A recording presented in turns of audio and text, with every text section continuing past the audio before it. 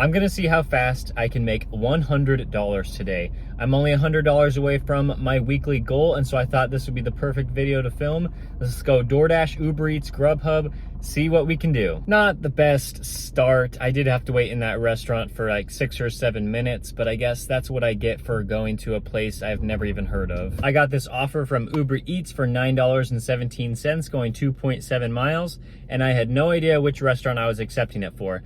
I thought I was accepting it for this really good restaurant that I love to go to. They always have the order ready, but instead I'm actually going to Fired Pie and they don't usually have the orders ready. And so yes, I am upset that I'm going to a different restaurant than I was trying to go to, but no other app is really gonna offer me $9.17, promising that it's going to only take about 16 minutes. That is very good dollars per hour that I'm looking for, and so I'm just gonna have to deal with that. And the order was ready, so no complaints from me. That's something that's so nice about Uber Eats compared to DoorDash and especially Grubhub. I think that the drivers that get the orders, I think it pairs it so well with the restaurants, making sure that the drivers are showing up when the order is ready so that we can just go off to the customer instead of like having to wait in the restaurant for a long time.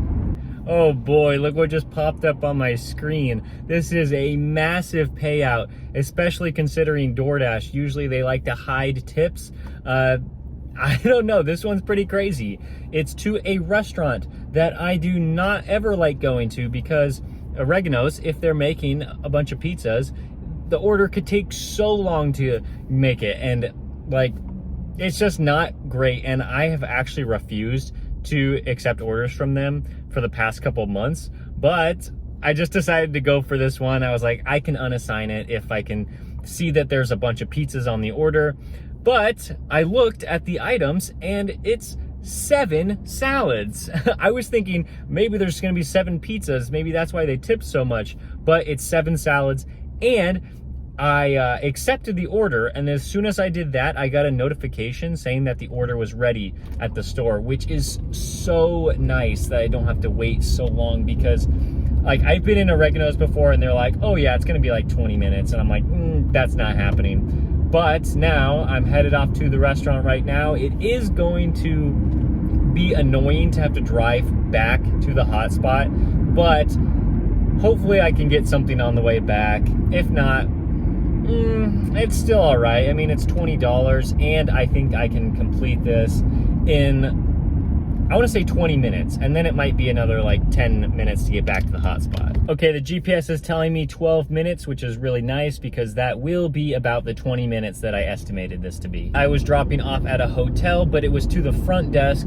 Always really nice when that happens. You don't have to go to a customer's room, and I'm headed back to the hotspot now. That drive really wasn't that bad at all. Half of it was freeway, and then the other half, I only missed one light out of all of them, and so really efficient driving there. 10 miles and it didn't feel bad at all. Got another order for a very busy breakfast place. I just pulled up and there's a ton of people waiting outside to be seated.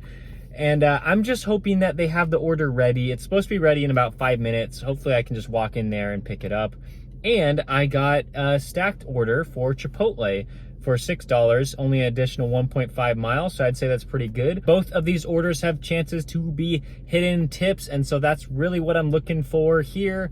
And hopefully I can get this done pretty quickly. We'll just have to see how fast the restaurants can make the food. All right, I am never going back there again. I was waiting in there for 10 minutes and they said it's gonna be another like 15 to 20 minutes. That's ridiculous. So never ever going back there again. Now I'm doing this Chipotle order because I have to, not because I want to.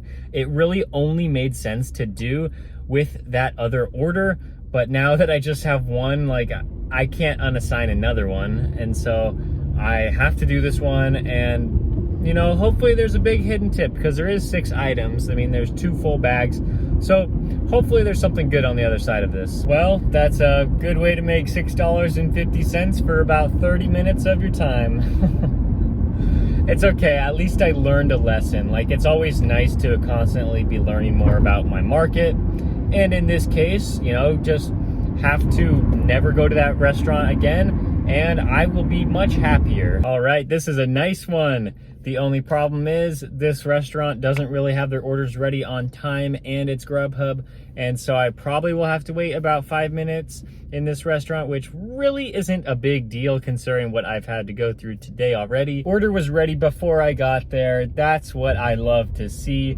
That's how you're going to make the most money in the shortest amount of time, is always trying to find restaurants that will have the order ready. And in this case, you know, I do like going to this restaurant a lot because they're not too bad with their orders, but you know, I almost always go to restaurants where I've already been plenty of times and I know that they're gonna have the order ready. Everything was going smooth, and then I got a DoorDash order.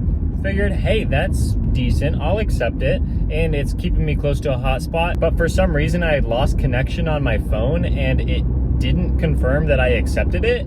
And so like it just sent me another order that was awful. But then I got an Uber Eats order and I was like, wow, this one's even better. So then I tried to accept it, but like I still didn't have connection for whatever reason. And then I like couldn't confirm that one. And I was like so frustrated. But then I'm actually very glad that that happened, because I got this great order for NYPD pizza, and then probably about like 5 seconds later I got another one, and this one is amazing too. So I have no idea where I'm dropping these ones off, but I mean that's like $23 and a possibility that both of them could be hidden tips. So I'm pretty excited about it. The first pickup went really smooth, just walked in, got the pizza, came out, but now I'm at Señor Taco, and unfortunately they told me I had to wait about 5 to 10 minutes. They're really busy in there. I guess you just can't predict all of the good restaurants, because this one has been really reliable throughout the months and years that I've been doing delivery. But this one, I guess we're just gonna have to wait a little bit. Yay, I'm at my second least favorite apartment complex. I couldn't find any parking, so I had to go park somewhere in the garage, and now I'm trying to get up to the 4th floor. I tried to use the call box to get in here, but it didn't work, and so I had to find a new entrance to get near the elevator. Turns out there actually weren't any hidden tips. They were just really high boost pay and surge pay, and so I made $23.09 from those two Uber Eats deliveries. Now that brings me to a total of $83 in just under 3 hours. It's not my best shift ever, but I'm still doing all right. Hopefully these next $17 can come pretty quickly. All right, I've been declining away for 10 minutes. It's actually been really slow, which maybe I should have started before 11:15 so that I could have finished this all before the 2 o'clock slow time. But I mean, oh well.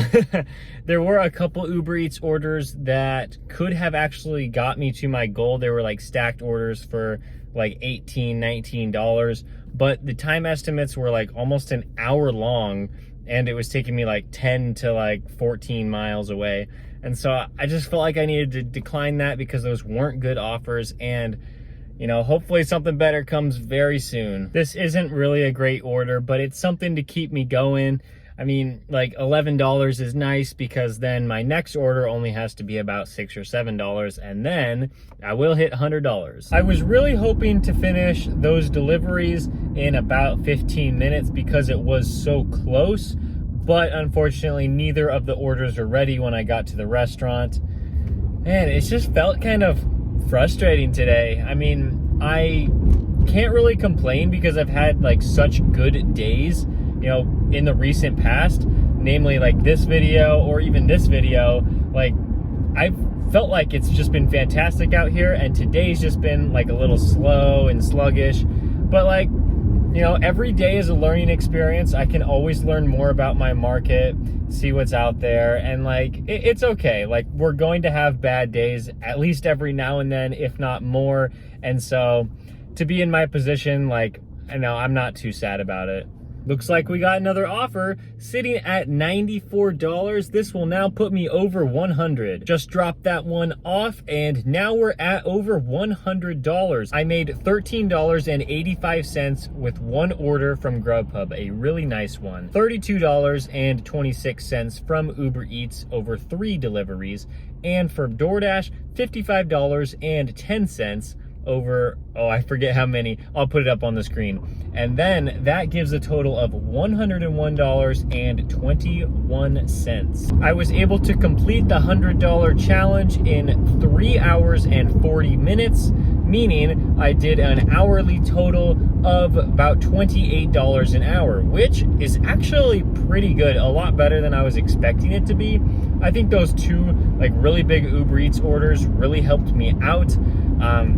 Yeah, I just felt like today was like slow and sluggish, which like it was, which goes to show you like I could have made a lot of money if there were a lot of orders out there to be had. So after looking at my dollars per hour, I really cannot be upset, even though I do feel like quite a few things like went wrong today. Like, you know, like $28 an hour, that's nothing to complain about. Doing these challenges when I have to meet a certain dollar goal at the end of the day, I don't really love them that much, just because like you really can't control how much you're making per hour. And so, you know, you could easily get upset when you're not making as much as you think you should. What I like to do is set a time-based goal. And so what I'll say at the beginning of my shift is say, like, I want to work 4 hours or 5 hours or like 16 hours. And then I will just try to do that and work those hours. And then whatever happens during that time, of course, I'm going to try to work as hard as possible, make as much money as possible. But,